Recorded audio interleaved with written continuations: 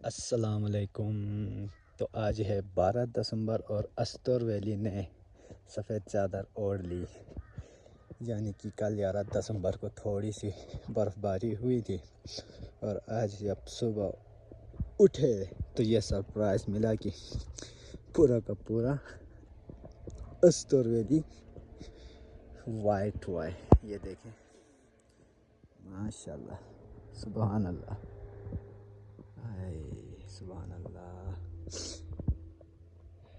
ये नज़ारे जिसको एंजॉय करना है, जिसको स्नोफॉल व्यूज़ के शौकीन हैं, वो अस्तोर वैली का रुख कर सकते हैं। तो मैं थोड़ा आगे जाके आपको पहाड़ों की तरफ कैमरा करता हूँ और नज़ारे दिखाता हूँ।